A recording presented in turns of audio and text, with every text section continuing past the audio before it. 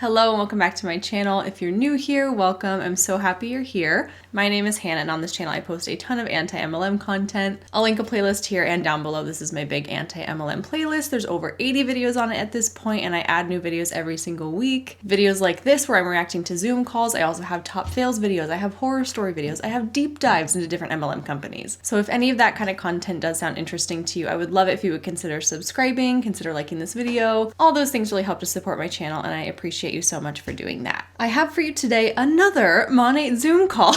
Even if you didn't see the title of this video, you could probably guess exactly what we're doing. I'm doing my makeup, we're watching a MONAT Zoom call, and it's just kind of become a trend. I get sent MONAT Zoom calls all the time. I've said it before, I'll say it again. I am open to Zoom calls from any MLM company. I just get sent MONAT the most, so that's what we're doing. Usually I like to post these videos on Monday, so then it's like makeup and MONAT Zoom calls on a Monday, get it? Yeah, the schedule did not work out this week, so it's not getting posted on a Monday. You can watch it on a Monday if you want, but here's what we're gonna be watching today. This is a Zoom call called MMB Makers. It's hosted by two people at the top rank of MONAT, Senior Executive Director, and it's a 47-minute training Zoom call all about the steps that one would need to take to make it to the rank of MMB, which stands for Managing Market Builder. We haven't even begun the call yet, but I already have some commentary based on that title alone. MMB is rank 5 out of 11 on the compensation plan, so it's right there in the middle of the pack, and the median annual income of people at that rank is right around $8,000. So already I'm kind of like, why are we focusing on MMB? Why is this call titled MMB Makers? Like, why is the emphasis so heavy on this rank specifically? Because what I know about MMB is that you're right in the middle of the compensation plan and you're not making anywhere near even a part-time income. The median annual income is like $8,000, and that's before taxes, that's before your expenses, that's before your starter pack cost, that's before the cost of any money you've spent on products for yourself that year. So roughly, we're talking like a few $1,000s people at this rank are making. So why is it so important to get there? Wouldn't you want to be aiming higher than that? It would make far more sense to me if this call was titled Senior Executive Director Makers or something like that, because that's the top rank. Like, don't you want to shoot for the top? Don't you want to be making millions and have financial freedom? You're not going to get that at MMB. But if you look closer at the compensation plan, the answer to why they're focusing on MMB is revealed. The people in the top ranks of the company need certain numbers of different people in their downline to help them hit and maintain those higher ranks. So in other words, if I want to get to the top rank of MONAT, I need at least 6 people underneath me in my team that are at least of the rank of MMB or above. So basically, for the two women on this call to remain at the top rank of the company, to remain at SED, they need to have a certain number of people on their team maintaining a certain level of performance in order to stay at the top rank. So then it becomes very clear why they're training on getting people under them to MMB. It's not because it's a great rank for those people to be at. It's not because people at the rank of MMB get to make a full-time income. It's not for their financial success and for their well-being. The emphasis is only for people to get to MMB so that the people at the top can remain at the top. So even based on the title, this Zoom call screams pyramid scheme. The title emphasizes that we need to get you to MMB to make the rich richer. So that's great. I can't wait to see how they spin this and train on this for the next 45 minutes. But I will tell you that this call ages like fine wine. The longer it goes on, the better it gets. It's kind of broken into two halves. So the first woman speaks and then the second woman speaks. The first woman to speak says a whole lot of the classic manipulative, problematic things that we hear from MLM reps all the time. The second woman is outright incriminating, and she gives a whole bunch of tips to people about how many people they should be recruiting and how many people they should be getting as customers. And we're going to be breaking down those numbers and breaking down that math, and I'm going to show you how it's actually quite literally mathematically impossible what she's suggesting you do. So with that, I'm going to get comfy. I think Zeke is going to sleep on my lap. Let's do some makeup and watch the craziness. All right, you guys, welcome to our second MMB Makers call. I am so honored and honestly kind of nervous to do this call with you guys. So many people on here that I respect, and co-hosting this with I can't wait to hear what she has to say. You guys, she has an amazing training that you have to stay on for. So I am going to dive right in. For those of you who don't know me, I'm Erica. Actually recently changed my name. So Erica. I got married a while ago, but I never changed my name. New mom, just had a baby 2 months ago. I've been with MONAT coming up on, I'll be working my business for 5 years in September. It's actually ironic because this month, I was actually just a couple days ago, this month, 5 years ago is when I bought my product pack, but I was one of those kidnappers who never wanted to do the business. I was added to a Facebook group and I removed myself from the Facebook group. I was like, I'm not one of those girls. I'm not going to be a shampoo girl. I was so skeptical about this whole thing. And I was just like, this is not for me. Like that was my perspective. But you know what I saw? I started seeing people having fun. I started seeing people, I was stalking all the directors in MONAT, and I was seeing them going on trips, and I was seeing them, being whisked away on all these incentive trips. By the way, who here is working towards Passport and working towards Miami? You guys better say yes in the chat, because those trips changed my life. Not only just the ones that I've been on, but honestly, before I even started my business, the ones that I was watching other people on. Okay. So I was a kidnapper, and my career before MONAT, I was a online business consultant and basically worked with small business owners. I helped them with their social media strategy, and it sounds all cool and everything, but to be honest, you guys, like I was pretty miserable. I worked really long hours. My husband, Kyle, he went to school for sport management. He found himself in what he thought was his dream job. He was working with NFL players. He was working with professional athletes. Every single day he'd see a new athlete, but he was miserable. He was working 6 days a week, 5 a.m., coming home at 8 p.m.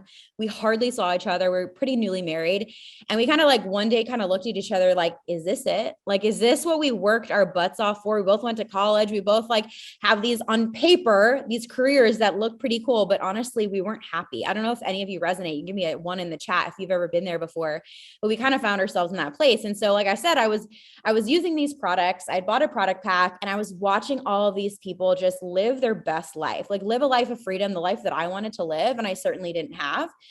And that's when I just had to kind of have a come to Jesus moment of like, the saying, if nothing changes, nothing changes. That's where I was at. Like if I wasn't going to make a different decision for my life, I had to kind of face the facts that nothing was going to change. And you have to get really, really bold. And for every single one of you who are on this call, like going for MMB, really wanting to build your business, you have to have one of those come to Jesus moments, because it's so much easier to just like not do the work. It's so much easier to not get uncomfortable. It's so much easier to like, I let other people do it. But the truth is like, you're the one who has to put your head on the pillow at night and ask yourself, like, am I okay with my life right now? Am I happy with what my life looks like? Like, do I have joy? Am I fulfilled? Do I have purpose? Am I spending my life with the people that matter to me most? And ultimately, like I said, like Kyle, my husband and I, we never saw each other. I'm like, what's the point of this life that we've built if we don't even get to spend it with each other? No point at all, in my opinion. So that's when I decided I watched for 7 months, y'all. And I finally decided to get off my butt and decided to just do the thing. And it was September of 2017 that I launched my business.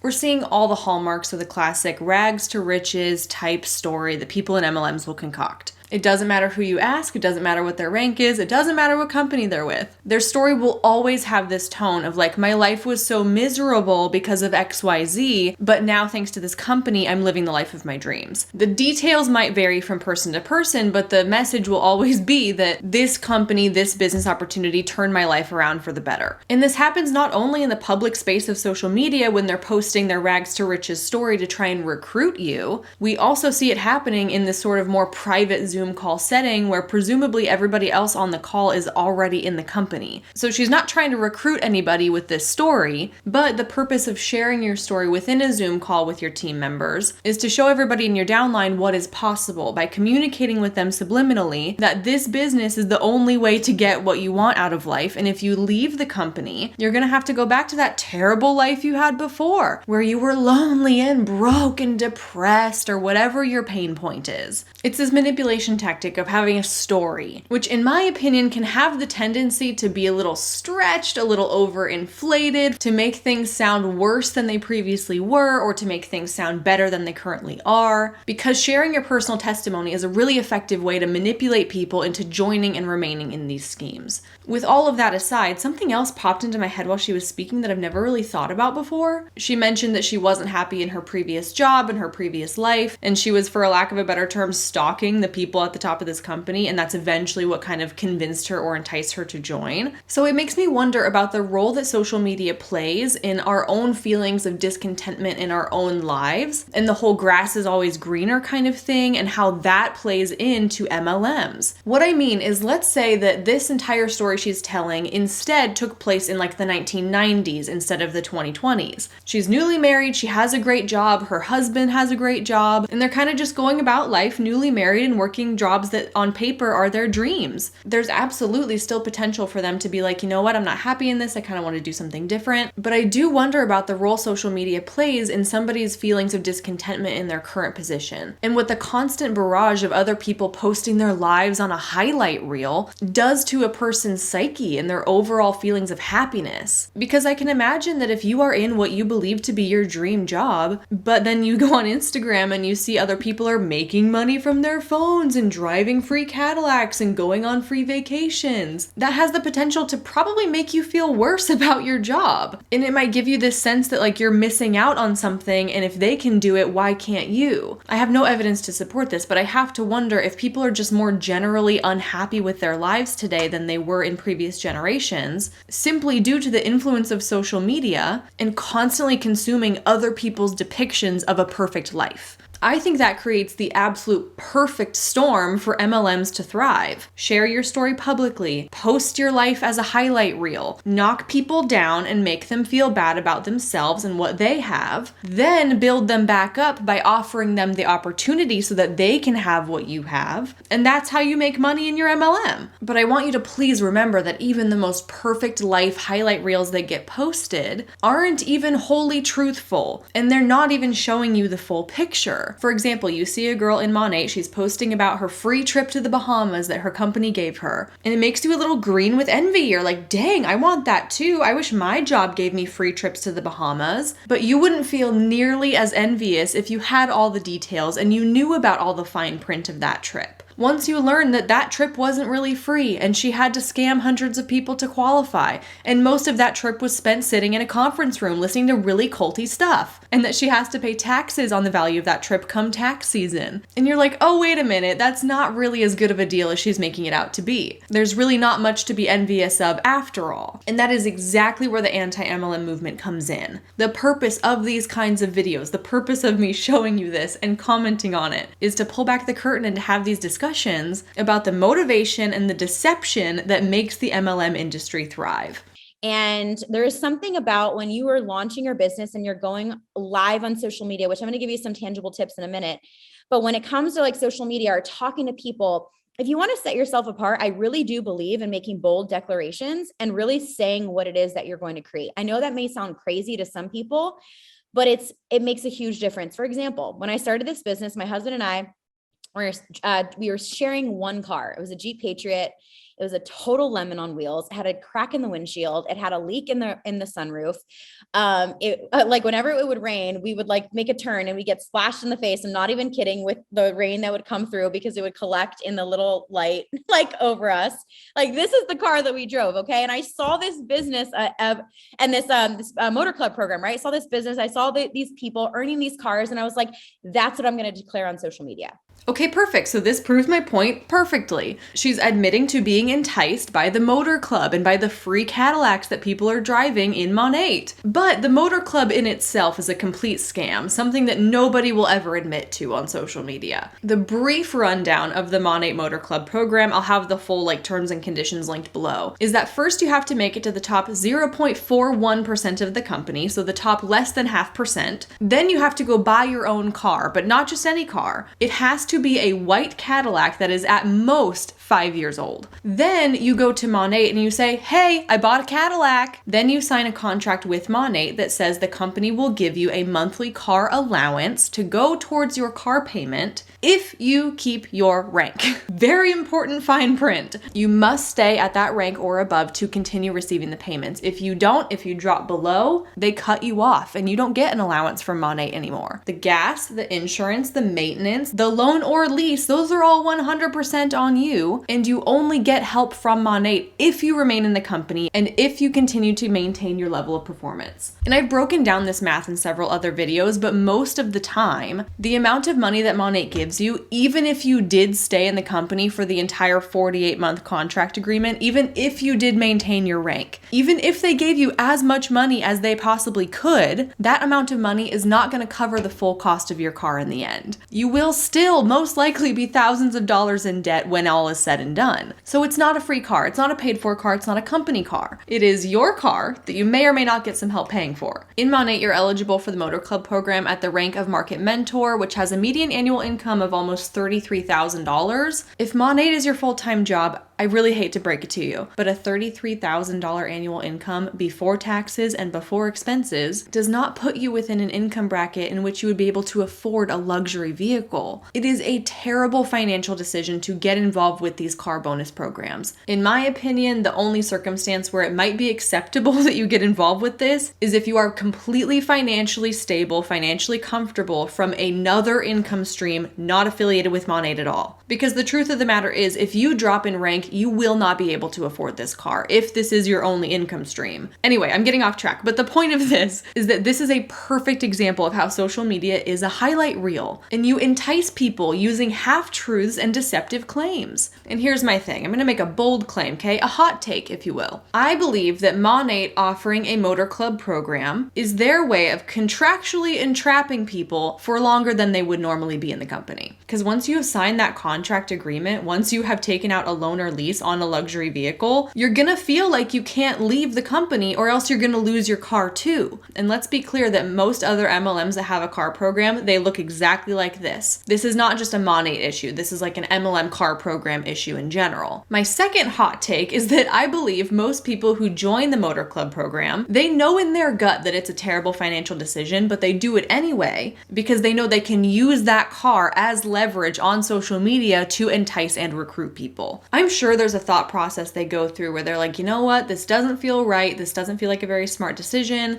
but I'm gonna do it anyway because this car is beautiful, it's gonna look great on my Instagram feed, and it's gonna give some credibility to my business opportunity, and I can use it as leverage to recruit. That's the only explanation I can think of that people will get involved with this thing, because the example she's giving of having a leaky sunroof, I'm like, do you realize how easy of a fix that is? Like, if you're really making a ton of money like you claim, it's probably within the realm of possibility that you could afford to fix a leaky sunroof, or you could afford to buy a sensible, non-luxury car. It's just weird to me that she's like, oh, I had a leaky sunroof, so obviously my only choice was to join a pyramid scheme and get a Cadillac. It makes no logical sense. But again, it's not about logical sense. It's all about what is going to look the best on social media, and it's about twisting the truth to rope other people into the scheme. That's what I'm going to tell people that I'm going to do. I don't know when it's going to happen. I don't know if it's going to take me a year. I don't know if it's going to take me 3 years, but you know what? I'm not going to quit until I make it happen. I'm going to make it happen. And I had such a strong why, you guys. And so I declared that on social media. If you haven't made any bold declarations on social media or just with the people in your life, telling them what it is that you're going to do, I would encourage you to do that because it really does make you accountable to that. Makes you accountable to showing up for it because it's so much easier to just like dip your toe in the water and then always have a plan B. And if it doesn't work out, it's okay because nobody really knew what you were doing, right? No, that's not the approach. If you want to be an MMB, if you want to build something bigger than yourself, then you can even imagine in this business, you've got to be bold. And so I declared that. It was September and I did hashtag Caddy by Christmas. And I just started talking about that on social media. And I started going live 4 times a week. I was like obsessed, you guys. I just went for it. I put a list together of people that I wanted to share this business with. I got so excited about the vision of this business that I was like, I'm going to tell everybody. And Caddy by Christmas. And to be honest with you, when I started, I didn't even understand the comp plan. I am not like a really savvy numbers girl. My husband does all of our finances. I'm just like the smiling face and like, I'll get on social media and say crazy things, but I didn't even understand the comp plan. I didn't even understand how to really get there. But I went to the Cadillac dealership and I tested a Cadillac way before I was even close to qualifying. Okay. And it was those little things that I did that to other people probably seemed totally crazy. it's truly those things that I did that kept pushing me out of my comfort zone, that kept making me accountable to keep showing up, that made me show up for the things that I wanted to happen, right? Yeah, manifestation, right? It's like, you got to put it out there if you want it. Don't just like, be shy about it. It's probably not going to happen if you act that way. And so I think that being open and public about your goals is fine if that's what's motivating to you, but it's also worth considering that that's not for everybody. And some people do prefer putting their head down, working towards their goals in silence, and letting their success speak for itself. And that's fine too. But there's a reason that being so open and public and manifesting is so important for MLMs. Oh my God, Zeke. Oh yeah?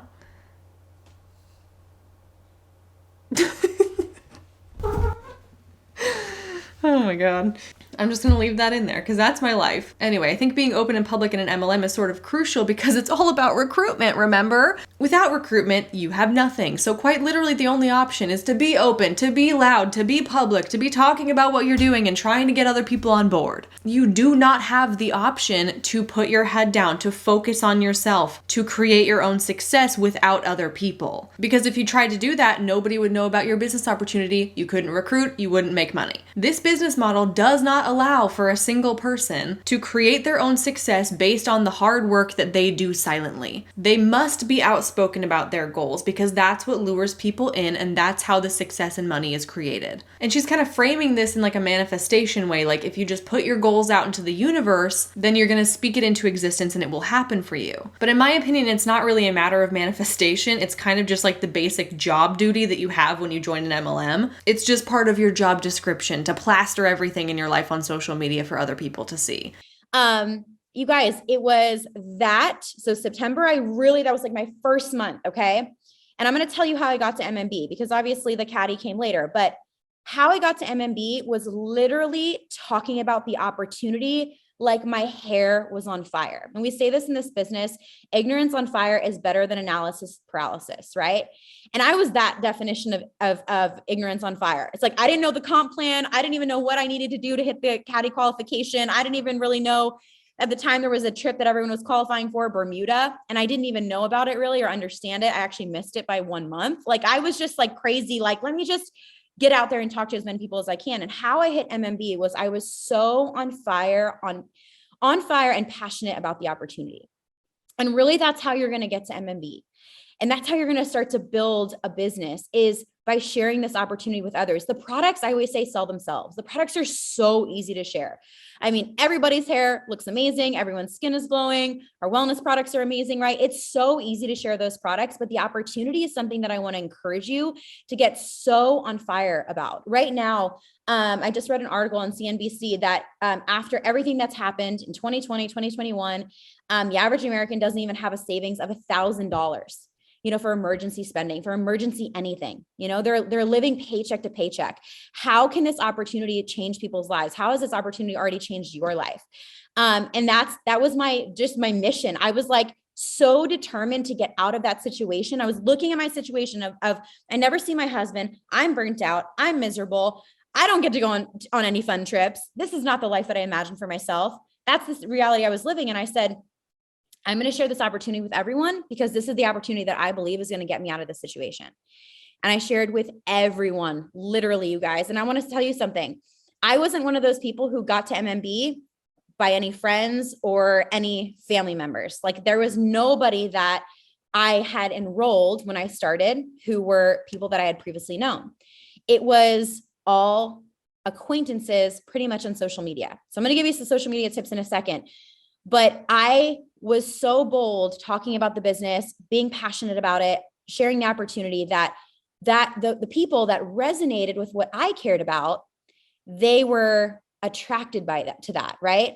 So that's what I want to encourage you. Your story, wherever you are right now, it's relevant. And there's people right now who want the same things that you do. So if you talk about them, if you share them, then you're going to attract those same people who are most likely willing to do the work to get there. Because their vision and their purpose and their why is so important to them, right? Yeah, your story is so relevant. So I just shared and I shared and I shared, and I was on social media like a crazy person. And I would, contact people that I had on my list. And I said, can I send you full size, can I send you samples? Can I send you a little, kind of like a hair spa? I was doing that as much as I could.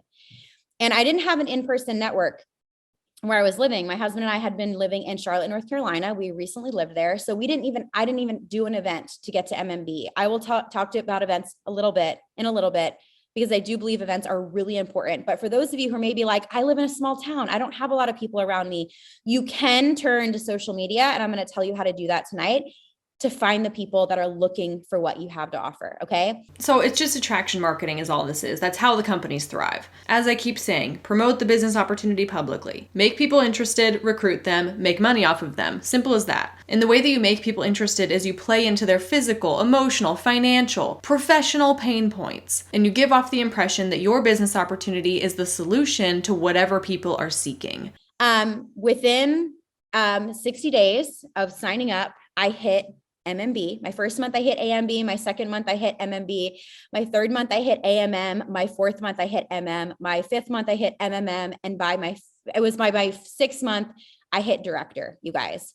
And I hit director in that amount of time just by doing these simple things that I'm going to tell you over and over and over and over again, and never losing steam, never losing the fire. Just that ignorance on fire, right?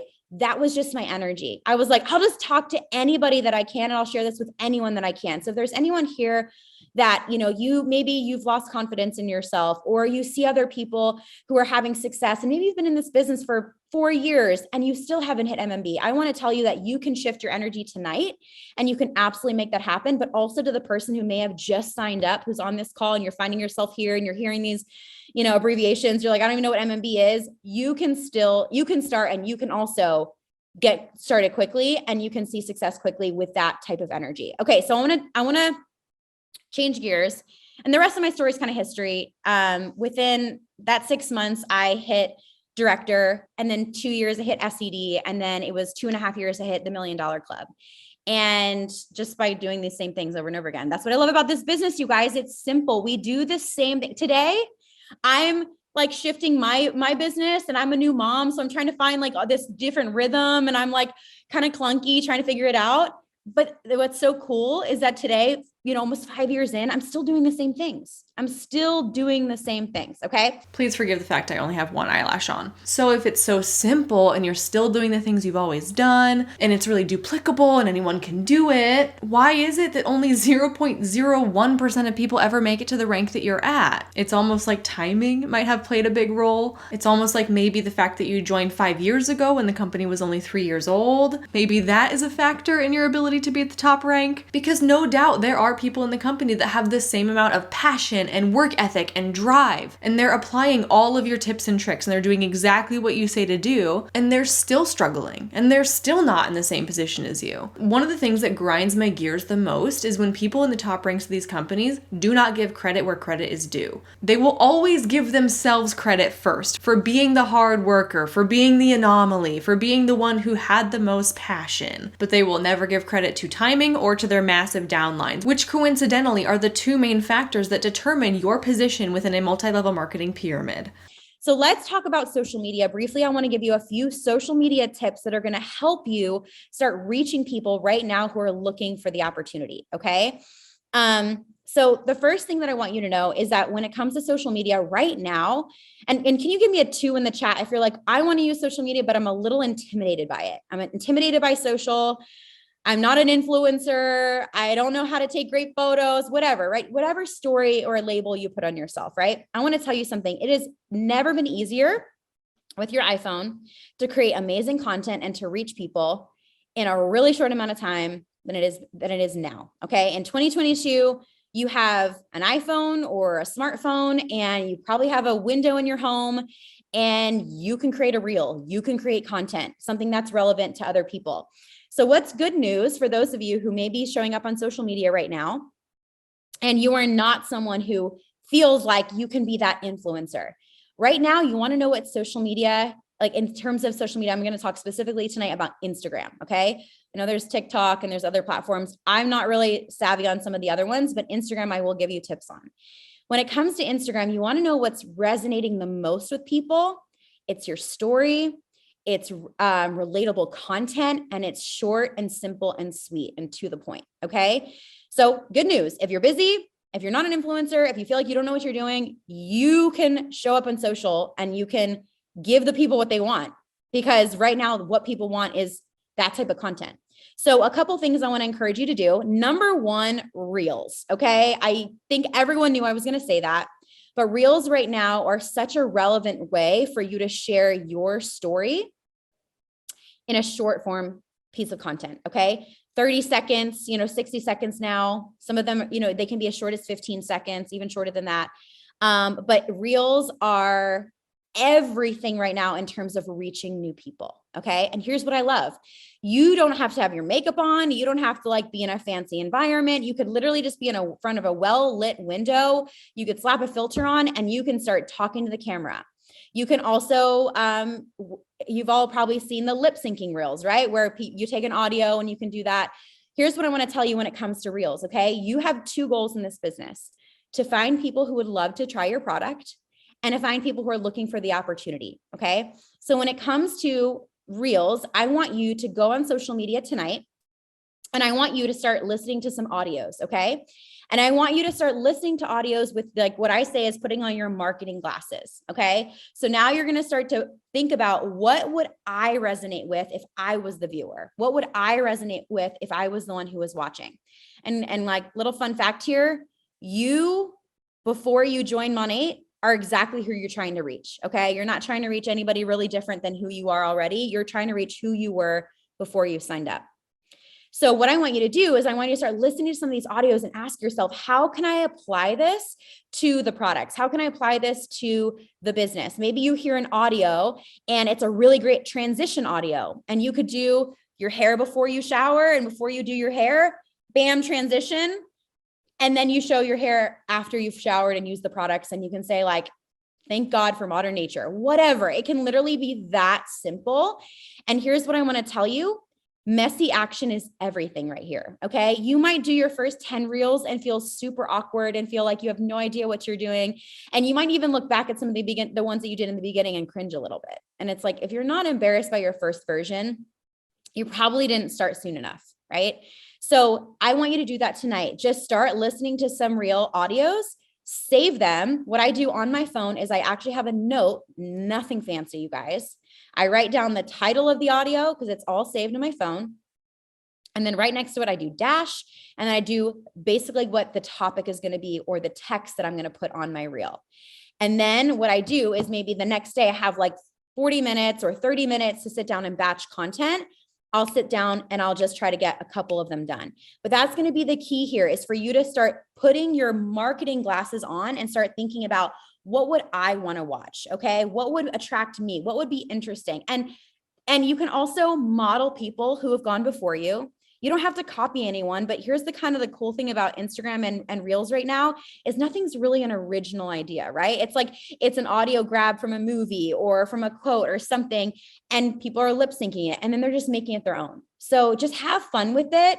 But reels are what is going to expose you to new people. Okay. I'll be honest, I don't hate any of this advice from a marketing or an influencer standpoint. That's all very good social media advice. Those are all really good tips about how to capture an audience's attention and how to create effective reels. And if you are an influencer, or if you are an actual small business owner, all of those tips apply very, very well. But as always, when you apply these tips to multi-level marketing, it kind of seems strange. Because the way that I look at it, when you sign up for an MLM, you are signing up to market that company's products essentially for free. Okay, remember that over 99% of people in these companies don't make any money at all. In this company specifically, 94% of people sit at the bottom rank, making a median annual income of $0. So in general, on a grand scale, most people are signing up for this thing to go on social media, to spend all this time and energy making reels and making marketing content that they're not getting paid for. So in other words, you could spend spend 100 hours making 100 spectacular reels. But there is no guarantee that those reels are going to translate into you selling the product or into you recruiting somebody. You quite literally could have just wasted 100 hours of your life and hijacked your own social media account to promote somebody else's company for free. It's not like influencing where you negotiate a specific rate for a specific type of content. And it's not like being a small business owner where you're creating like a business page for your own products and you're getting your name out there and you're marketing yourself and you're just building up a customer base. Remember that if you're in an MLM, you're just a salesperson and a recruiter for someone else's company. And you may or may not ever get paid for the time that you spend doing that. It's just fascinating to me that people are willing to dedicate as much time as they do to a company that doesn't guarantee them anything. But they still do it on a sense of hope and a sense of optimism that one day they will make the big bucks. I don't know about you, but I would not spend my time making 100 reels promoting someone else's products if I wasn't getting paid for it. And I'm not saying that in like a greedy way. I'm just saying if something is supposed to be your job or your business or your side hustle, don't you feel like you deserve to be compensated for your time? Then what I want to tell you is when you are exposing yourself to new people, you kind of have to know what you're going to do on the back end when it comes to your leads. Okay. So say someone reaches out to you and they're like, okay, your hair looked really great in that reel. Tell me about these products. What is it? Right. You're not going to want to word vomit on them and tell them, oh my gosh, it's like, we have 13 plus essential oils in our rejuvenating oil and it's like our crown jewel. And you do not want to word vomit on them. What you're going to want to do is have a funnel or a system in place for how you're going to plug them in to showing them how the products work, why they're so amazing, how they've worked for other people, essentially having a third party like credibility tool that allows you to show other people why these products are so great or why this business is so great without you having to word vomit on them. What we do is we have a Facebook group. I know Kendall has a Facebook group. You may have one with your upline, but we have one specifically for our prospects and our leads. So when someone is interested, I can say, hey, listen, I know that you want to hear more about these products. And I actually am thinking of someone right now who has hair very similar to what your hair is now. And she's been using these products. It's had an amazing testimonial. Can I add you to this private Facebook group so you can see her transformation and a bunch of other people's transformation? People are curious. They want to be a fly on the wall. They're going to say yes. It's not a commitment. It's just, let me add you to this group so you can see for yourself. Okay. That is a really great way to funnel them into something that allows you to show the credibility, especially if you're new. Is anyone here new? You're new to the business. You're like, I haven't made, really a paycheck yet, or I haven't even had a transformation yet. You can say, and someone just said, I just joined today. That's amazing. Welcome. Right? That's awesome. So you don't have to have had all of this, transformation or this huge story yet to show people how amazing MONAT is. Okay. Use the stories of other people while you're building your story. Okay. So a Facebook group is an amazing place to do that. You can also do this when it comes to the business. Again, like I saw that Kendall has one where there's a bunch of lives in there where it's like, here's my story. It's other directors, other leaders in MONAT sharing their stories. We have that as well in our group. So we'll go live in there and we'll share, where we were before MONAT. It's a Meet MONAT essentially in a live form. And that is a great place to plug in. Say you have a single mama friend who's interested in this business, but she's not so sure yet. You can plug her into that and say, watch this. This person's story is going to resonate with you. And if she can do it, you can do it.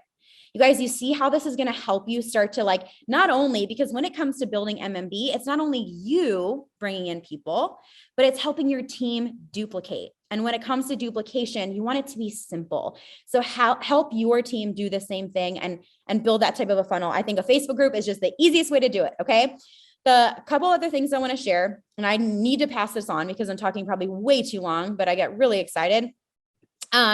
Is connections. So obviously you're going to attract people on Instagram, but you're also going to want to talk to people and network with people on Instagram. If you just post and pray, you're leaving your business in the hands of the algorithm. You're leaving your business in the hands of whatever Instagram feels like showing, your content to today. And sometimes it's great and sometimes it's not so great, right? We all know that. So how do we make authentic connections with people on Instagram, on social media without feeling spammy and without being that hey girl, right? What I love to do is I like to find people who have similar common interests that I do. And I like to connect with those people genuinely. So for example, maybe you are really into fitness. Maybe you're really into, mom stuff, or you're really into, I don't know if mom stuff's a hashtag, but you know what I'm saying? Maybe you're really into hiking outdoors. You can look up specific hashtags for that and find people who have common interests. Here's what's really cool. If that person has a common interest that you have, more than likely, they're going to view the same things that you think are important as well, right? Family, freedom, the ability to work from Wi-Fi or whatever. They're probably going to have those same common interests. Now, correct me if I'm wrong, but I don't understand how seeking out potential recruits on Instagram by stalking different hashtags is, quote, connecting with people genuinely. I don't see it that way. I see that as preying on people. And it's true that MLM Huns know that we're onto them at this point. For the most part, they understand now that cold messaging is cringy. It's not likely to be received well. It's not a good strategy anymore. It does not work as well today as it used to. So instead, they're coming up with this long game master plan to seek out people, to build rapport with them, to act as if they're interested in their lives, to build some kind of common ground and a false sense of trust before you pitch them, which in my opinion is a far more sinister tactic. That hurts people. I can't even begin to tell you how many times I've had people come to me and say, oh my gosh, I thought I just met a new friend through Instagram. I was so excited. We've been talking for weeks and she just pitched me. I just learned that she's in an MLM and this was her plan all along. I mean, shoot, I just posted a horror stories video yesterday where someone was like, I thought that this person was trying to be my friend. We went out to dinner together and it turned out to be a Mary Kay pitch. It's not okay to mess with people's emotions like that. It's not okay to waste people's time. And even if your master plan does work, it's not okay to manipulate people like that. And the way that I connect with people is 3, 2, 1. So if I find someone who I'm like, oh my gosh, she's so cute, she's got hair, like she's someone that I feel like could totally monetize her Instagram, she's already kind of showing up, 3, 2, 1 is what I do. So 3 likes on her posts. This is genuine. This is me going through, I'm getting to know her as I'm looking at her account, right? I'm liking three of her posts. Then 2 comments. Is there 2 posts that she's recently done that I resonate with, that I want to, leave a comment, leave her some love, get to know her.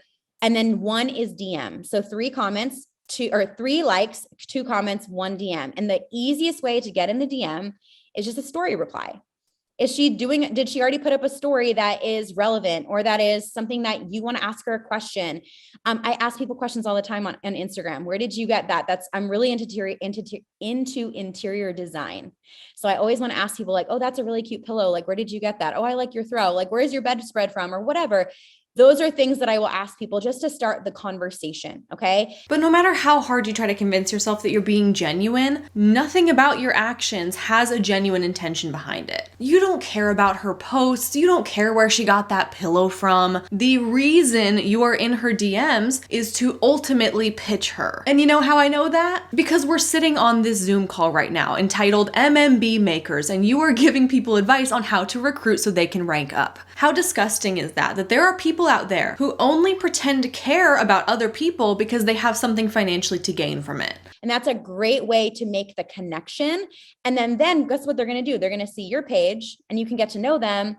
And the best thing again is to have that funnel that you can plug someone into. So it's not a, hey, do you want to buy from me? Hey, do you want to join my team? It's, hey, like, I don't know if you've ever thought about upgrading your hair care, but I'd love to offer you a free consult or a free recommendation for some products. Or, I see that you mentioned something about wanting to work from home or having to go back from maternity leave, back to work.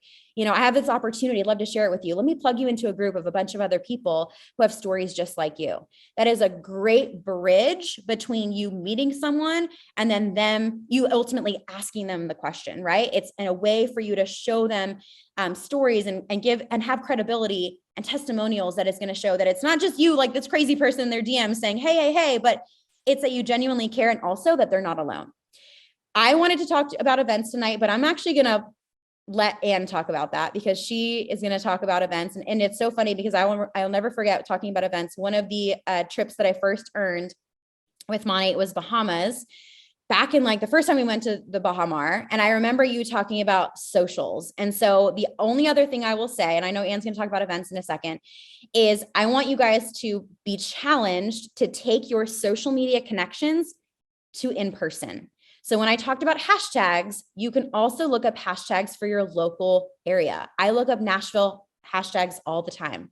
Who is local to me so that I could eventually invite them to an event that I have coming up. And that's why having an event on the books is important, but an event one-on-one still counts too. Meeting up with people one-to-one is an event, you guys. And I can't tell you how many people I've connected to. I'm still relatively new to my city. I'm still making friends here.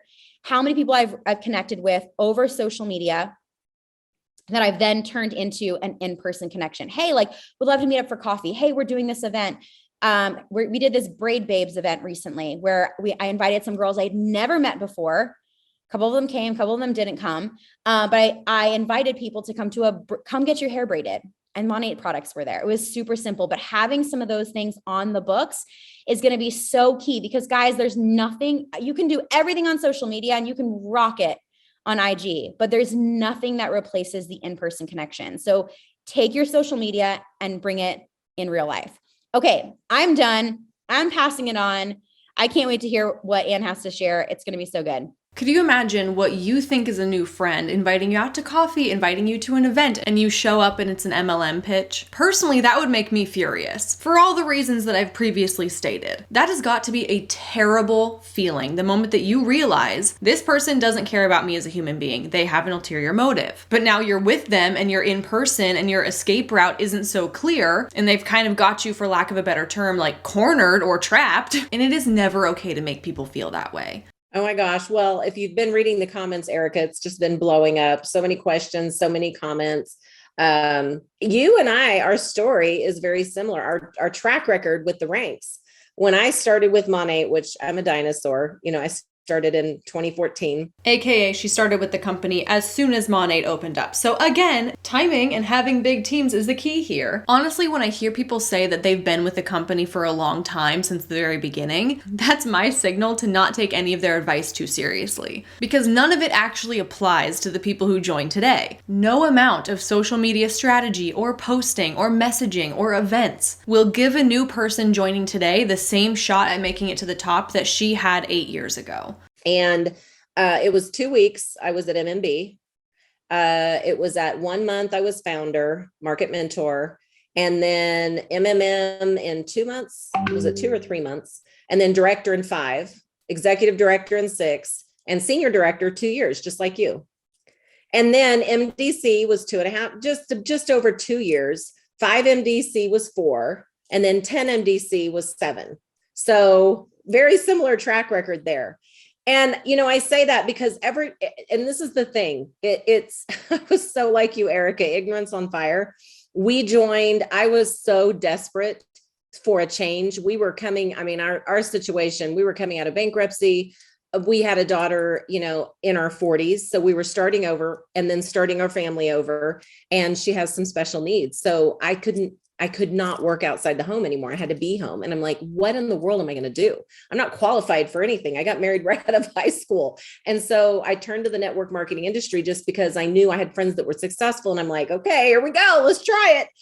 And I think the difference was the desperation. When you're desperate, and talk about an ancient car that leaks on you. We were driving a 4Runner that had almost 400,000 miles on it. That was our family car, and it ran, and we were very thankful for it, but we needed something different. And so we were starting completely over. I felt like brand new newlyweds with all the things and all the struggles and the issues. And so when I started, it was absolute fire because we had to make it work. We had no choice. It was do or die. What did I say earlier? Everybody has a rags to riches story. And I don't mean to invalidate anybody's experiences, but I want to make it clear that sharing your story, having a story, is such a big component of the indoctrination into these commercial cults. It's all about emotional manipulation. The details she gave were slightly different than what Erica said, but the messaging was exactly the same. My life sucked before, and my life is great now.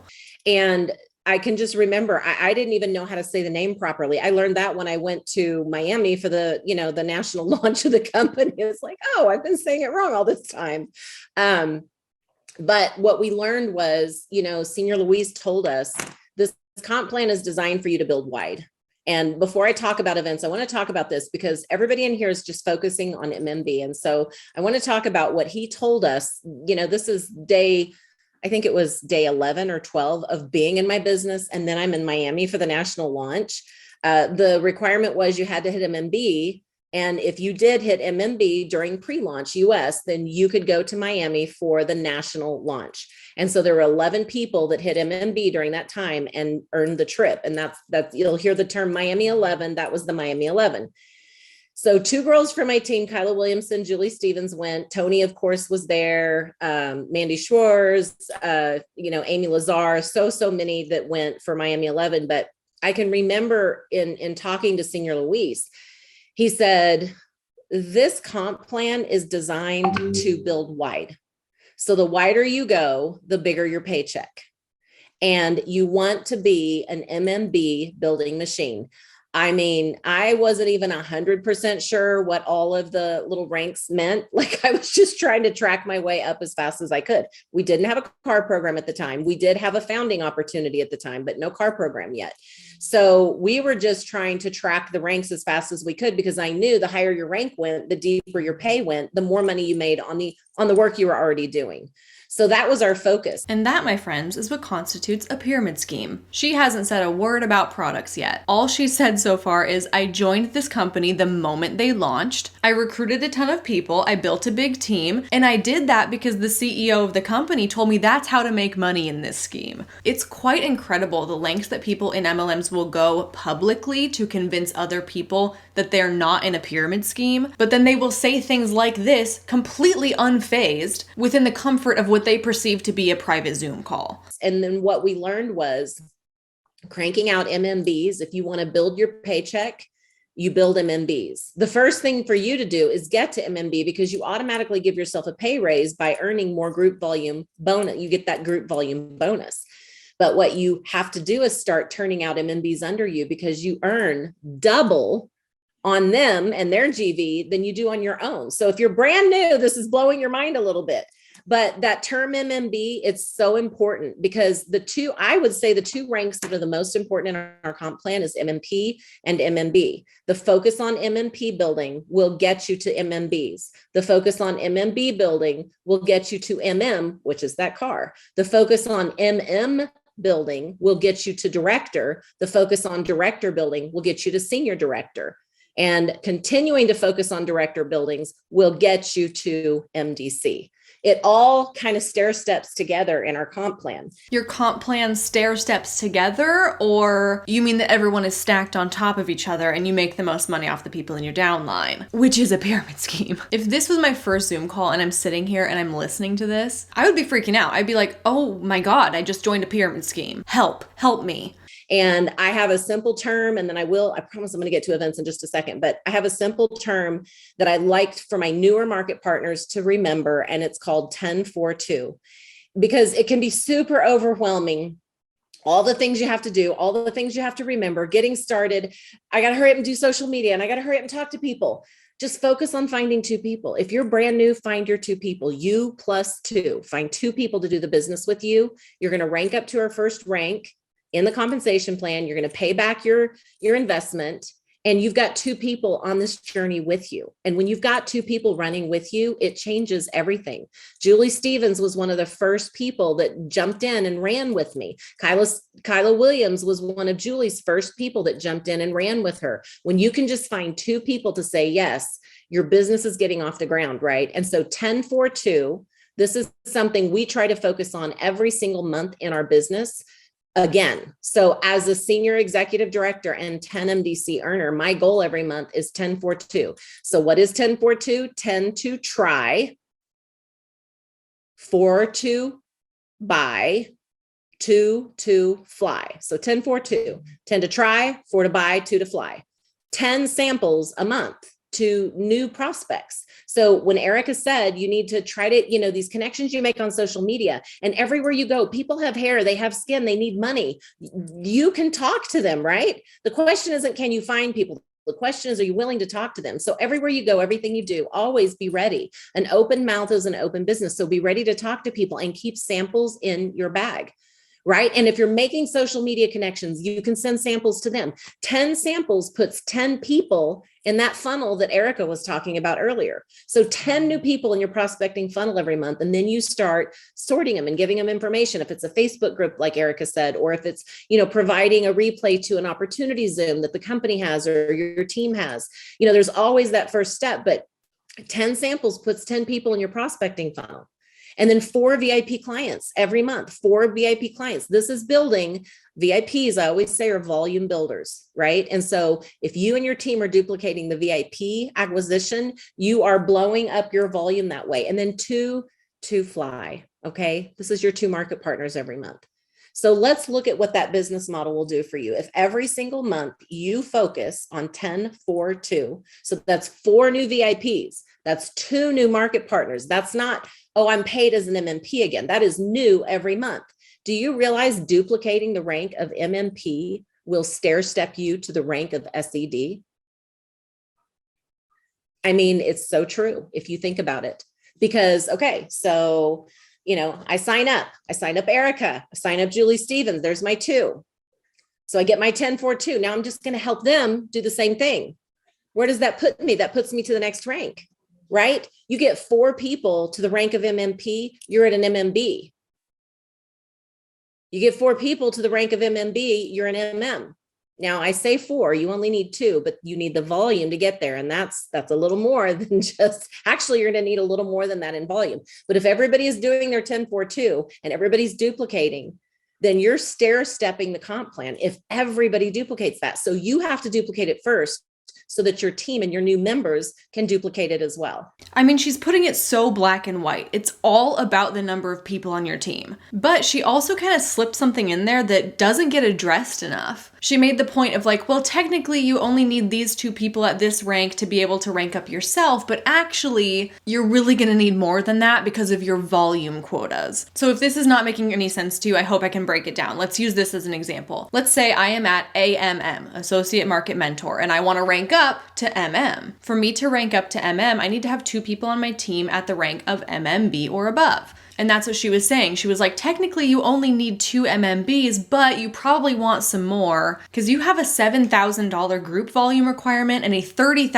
downline volume requirement. That's the amount of product you need to sell in a single month to hit that rank and maintain that rank going forward. And she's like, if you only have 2 MMBs on your team, you're probably not going to come up with $30,000 in sales, right? Because the more people you have on your team, the more people you have to split that volume between, and it makes the load lighter on everyone. So what she's saying is, even though the comp plan says you only need this, you really need to go above and beyond if you're gonna make it actually work. Aside from all of that, we're gonna have a little math lesson. She is phrasing it so simply. All you have to do to make it to the top of this company is send out 10 samples a month, find 4 VIP customers a month, and recruit 2 market partners a month. Simple as that. And it sounds reasonable. Oh, I only have to recruit 2 people every month. That's not too bad. However, let's think about those numbers critically for a minute. I wonder what the success rate is. I wonder, out of all the people that somebody reaches out to, how many of those people say, yes, I will join your team? If I had to give my best guess, I would say probably less than 1% of people say, yes, I will join. But for the sake of easy math, let's give them the benefit of the doubt. Let's round up. Let's just say 1% of people say yes. For every 100 people that they pitch, 1 of them says, yes, I'll do it, sign me up. And let me reiterate, I think that that is a very generous assumption, because think of all the reasons that a person could have for not wanting to join an MLM. They could be anti-MLM. They could be like, no, I don't support that business model. They might not have the money to sign up. They might not have any desire for a side hustle. They might be perfectly happy in their job. They might already love their hair products and they don't want new ones. There are endless scenarios in which a person would say no to the opportunity. So personally, I think saying 1% of people sign up, that's very generous. But let's run with that number. So she's saying you need to recruit 2 people every month to make it to the top of the company. Cool. So if I have a 1% success rate, I need to pitch 200 people a month to get 2 people to sign up. If we think about that in the context of an entire year, if you are pitching and prospecting 200 people times 12 months, that's 2,400 people that you are reaching out to pitching for MONAT in a single year. Now, at the last report I saw from September of 2021, MONAT has 324,415 market partners in the United States. So if every one of those market partners is pitching 2,400 people a year, that, my friends, is 778,596,000 people that are getting a MONAT pitch every year. Now, that is a huge problem when you consider that the population of the United States is 329.5 million people, and that includes children and the elderly. So in conclusion, if every market partner in the company followed this woman's advice and they tried to get 2 new market partners every single month, there's a good chance that the average American gets between 2 and 3 pitches from different MONAT Huns each year. I got my 3 MONAT pitches last year, did you? Obviously, it's not perfect math, I know that. I'm making a lot of assumptions, a lot of estimations, but you can see how the market is saturated, right? I hope that you can understand how unrealistic and how unstable this business opportunity is. And her suggestion of just recruit 2 market partners every month, that sounds really doable, doesn't it? But then when you apply the critical thinking, it becomes apparent almost instantly that that is a statistically impossible piece of advice for her to be giving you. And I did the math one time, and I'm like, Erica, I'm not a numbers person. So but I did the math one day, and I'm like, literally in a year's time, if you duplicate that and 90% of your team duplicates 1042 every month, you at the end of the year can be at an SCD rank. Show me. Show me the math that you did, because I am all about the numbers. I love the numbers. Give me the numbers, because that math, ma'am, does not make any sense. If you apply the laws of exponential math, recruiting 2 people every month will not get everybody to the top rank of the company. Sure, that might have been her strategy. That might have been true for her. That might be true for the people that joined as soon as MONAT launched and nobody knew about it. But it is absolutely impossible for that to be true for people who joined today. Now, everybody's different. Everybody's going to work at a different pace. But think of how hard is that? 2 new people, you plus 2. Everybody can go find 2 people. Everybody can go find 2 people. Everybody can find 4 new customers in a month. Can you not commit to that and do that, right? It's actually extremely hard. We already covered what it looks like if people are looking for 2 new market partners every month, but now let's think about it if every person is also looking for 4 VIP customers every month. If every market partner were to find 4 new customers every month for a year, that would mean that 15.5 million people in the United States would be customers of MONAT. But there's not. There's only 2.5 million VIP customers in MONAT, which tells me that it's not that easy to find VIP customers. Because according to her math, to her logic, to how easy it apparently is to get these customers, MONAT should have over 15 million customers right now, and they don't. They have 2.5. And her being like, how hard is it? You just can't commit? That is a blatant disregard of fact. She's just pulling random numbers out of thin air that she thinks will work when there is mathematical proof that they won't. And here's where I start to get upset, because there are 500 people on this call. They've maxed out this call. Out of that 500 people, how many market partners are listening to this and being like, yeah, okay, I'm gonna do it. I'm gonna take that advice. She's at the top of the company. She knows what she's talking about. I'm gonna recruit 2 and get 4 customers and send out 10 samples, and then I will get to the top. And then how many of those people are gonna take the time to actually break down the numbers and think about them critically? My guess is next to none. So instead, they're going to go forward in their business thinking that this is the key to success. And then when they can't recruit 2 people and they can't find 4 VIP customers a month, they're going to feel like a failure. And it must be all their fault that they just can't make this business work. Because the woman who's been with the company since day 1 says, this is what I need to do to be successful. And people don't consider for even 1 second that she could be incorrect. And it's my job to tell you that she is incorrect and her advice is not mathematically sound. And I'm getting fired up about it because there's going to be people on this call who are going to go forward in their lives and they're going to feel like a failure. They're going to feel like they just weren't good enough. And that's messed up because it has nothing to do with them and they were set up for failure in the first place.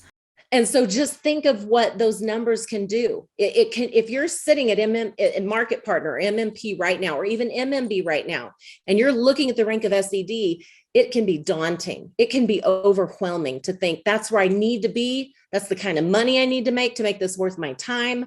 It can be overwhelming, but if you will just stop and take a deep breath and focus on that simple duplication, one tiny bite eats the whole pie. When you try to gulp it down, you choke, right? So small steps consistently done accomplish huge, huge results. And I want you guys all to write down 10-4-2. And I want you to look at that every month and think, if I do nothing else this month, that's my goal, 10-4-2, every single month. 10 samples, 10 people in my prospecting funnel, at least 4 new VIPs, 2 new market partners every month. Now, you got to make sure your team is duplicating it, and your team's going to duplicate what you do. So make sure you're walking the walk if you're going to, expect that of your team.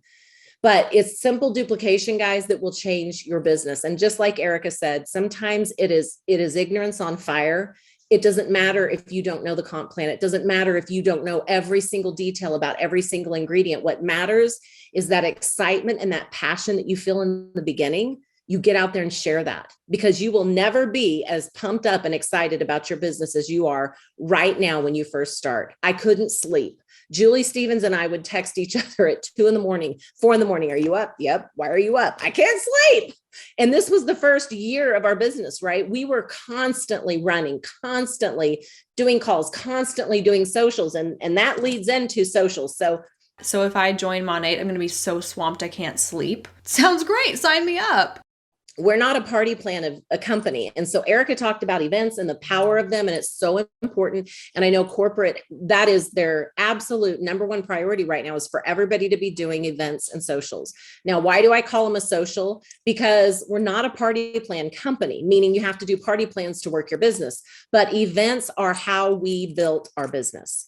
In the very beginning, social media was not what it is now. We didn't have Zoom. We didn't have video options. We didn't have live, you couldn't get in front of people with a video and do an opportunity, right? You couldn't do any of that. I don't even know if you could go live on Facebook at that time. Like, everything was just picture apps basically, and posts and all of that. And so how did we build? We did 3-way calls and we did events. And the first event I did was day, I think, 6 of my business. And Julie was in Texas and said, hey, I've got a room full of people that want to hear about MONAT. Can you go over there and just tell them? And back then we had no samples. We had a starter kit with 9 products. And I took those 9 products and I set them on a table, and I had made photocopies of our comp plan. And I got up there in front of 30 people that I did not know. And I told them why I was doing the business, why I was excited about our comp plan. And here's the products. You can smell them. You can't buy them yet unless you become a market partner, but you can smell them, you can see them. And this is what they're going to do. Right. And I think 23 people out of those 30 people signed up that night. I'm not sure how she doesn't understand that that's an obvious advantage. It seems almost counterproductive for her to be bringing this up right now, because it's not relevant anymore. You can't do that today. Her circumstance was that she talked to a room full of people that had no idea what MONAT was. They had never heard of the company before. Social media hadn't boomed yet. There weren't lawsuits yet. There were no YouTube videos yet. Hello. Explaining how terrible of a business opportunity this is. Like, are you kidding me? Such an obvious advantage. And again, if I was sitting there listening to it, I'd be like, okay, why are you telling me this story? I mean, let's test this. I'm going to open an incognito window. I'm going to go to youtube.com and I'm just going to type in MONAT. Enter. Let's see what comes up these days. Oh, look at that.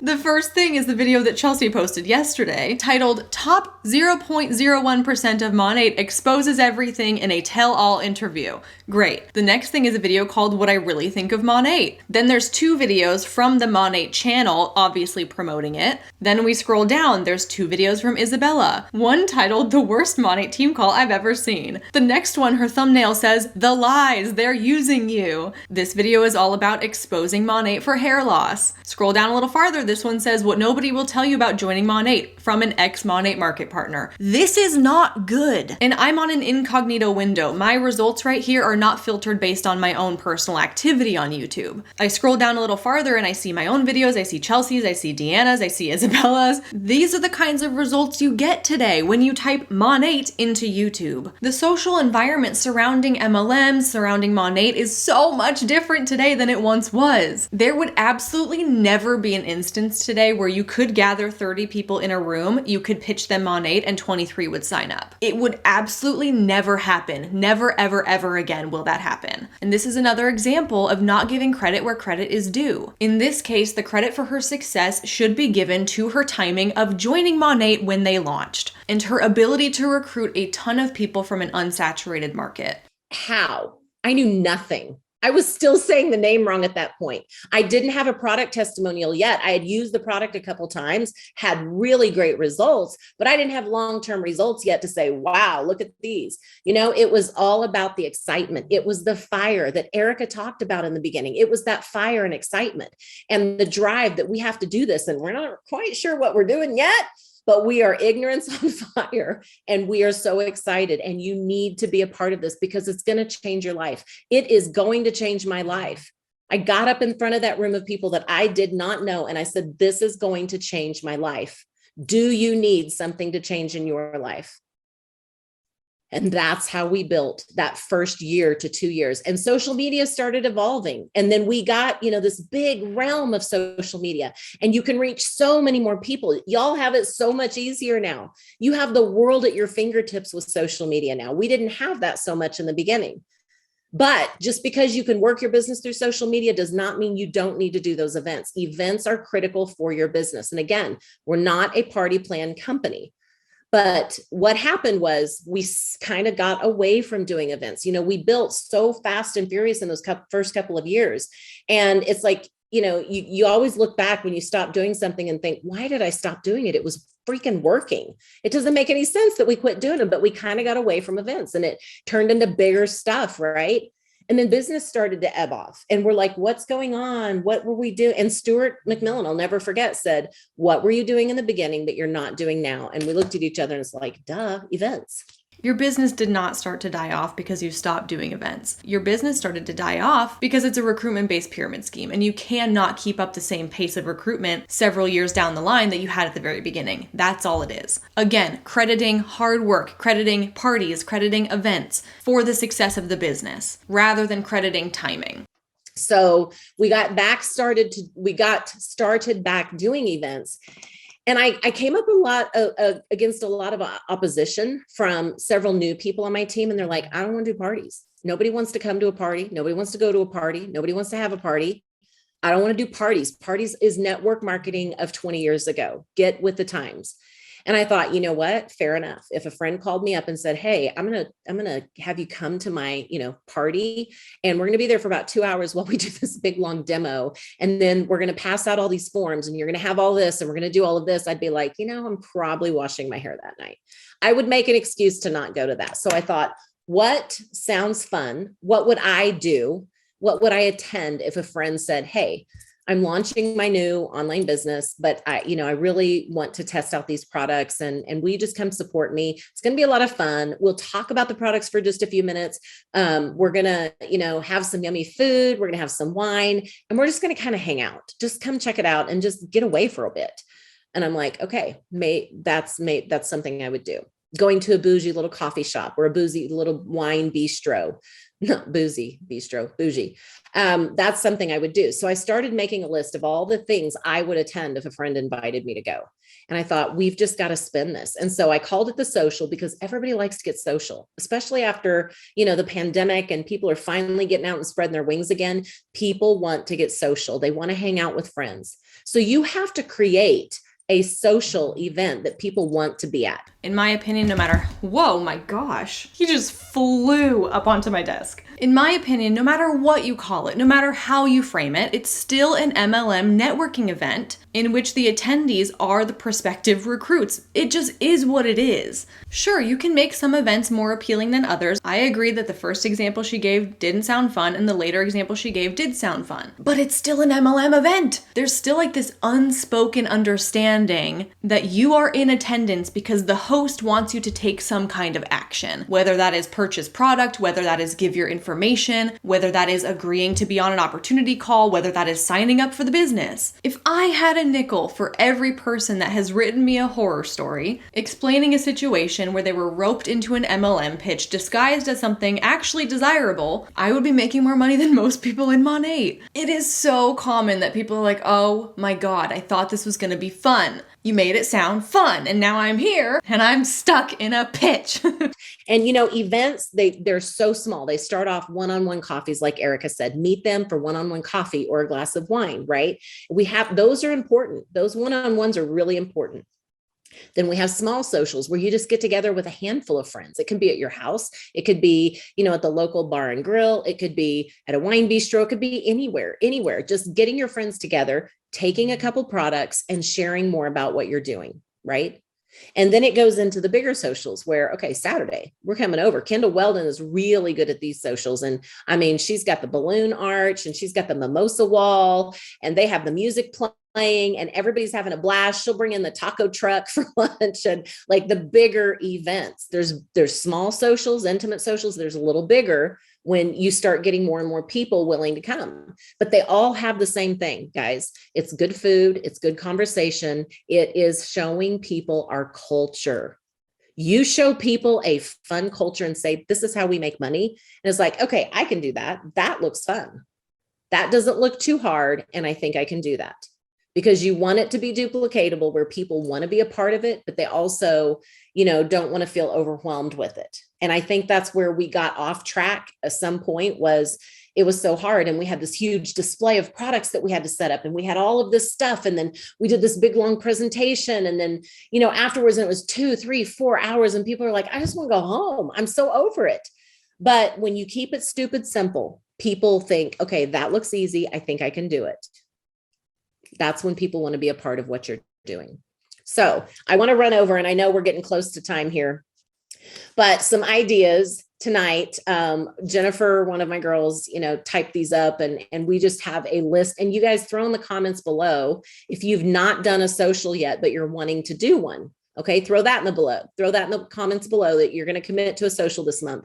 Also, topics and themes that you've seen or been to. So we've got a sip and shop, a bingo night, ribbon cutting relaunch, wine Wednesday, masks and Ritas, ice cream social, coffee shop and meet MONAT, social media in-person training. That's a good one. Dream bigger, car social, wine and wash, hair spa day, skin spa day, pamper yourself, sip social, taco bout MONAT, Taco Tuesday, margaritas in MONAT, mojitos in MONAT. We've had people do pool parties. We've had wings and dreams and bubblies and braids. And we've even done a top golf social. Literally 10 girls got together, did top golf, had a blast. 2 of them signed up. Like, it doesn't matter. Make it fun. Make it something people want to attend. And then take a little bit of product, a handful of some of our hero products, and keep it simple so that people see the simplicity of how they can do this and they want to be a part of it. We're putting a big list together right now. So keep it going and feel free to message me if I didn't list your ideas of an event and social. There's so many ideas. And we're going to get a great list together and share it. Yeah, Erica Sheffer, we did bubbly and braids. I know that Kendall Weldon does that pretty often. Muffins and MONAT. We've got mommy and me. We've got a pet social. Has anybody ever done a pet social where you have people bring their pets and they bathe one of the pets, kind of like a wine and wash, but it's for your pups or your little pets, your little fur babies. So many ideas, but the whole idea is get people together, let them feel your culture, showcase the products, talk about the opportunity, talk about your story. And guys, it's that simple. We overcomplicate it. And when you overcomplicate something, it's easy to just shut down and say, it's too hard, I'm not doing it, right? And you want to make sure what you're doing, people coming in say, that's just a lot. And I have to work a full-time job and I got kids. Like, it has to look simple and it has to be enjoyable for people to want to be a part of it. But this is the thing. I know MONAT, is moving forward aggressively with events coming into summer months and spring.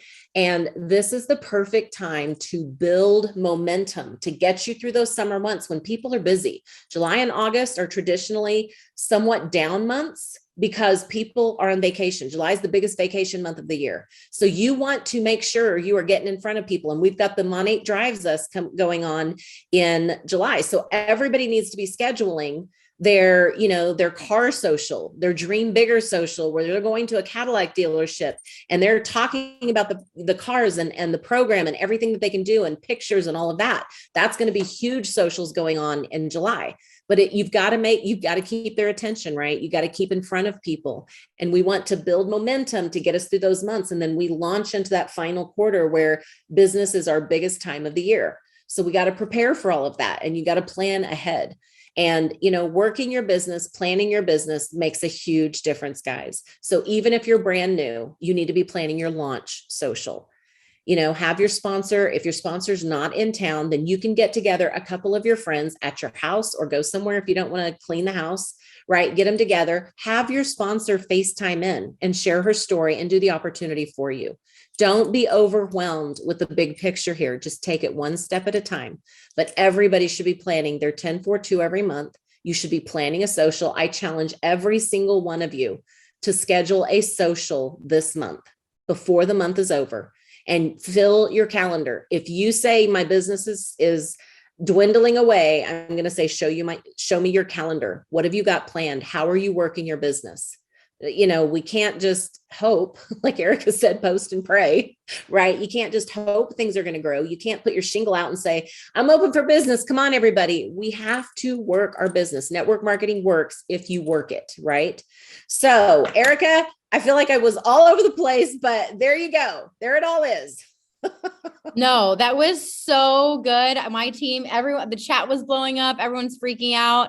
I feel like 10-4-2, you guys, that I'm like, just that visual of seeing that start at MMP all the way to SED. I expect some SEDs to come out of this group. And I will say this last thing I will say, you guys, is because I know I spoke on social media.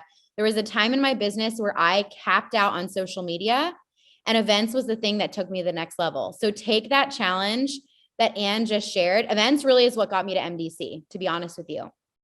Take that challenge and do a social this month. I am challenged by that, and I'm planning one right now. So I literally had my phone out. So you guys, thanks for joining. So sorry about the 500 max out, but we will get the replay link to you ASAP.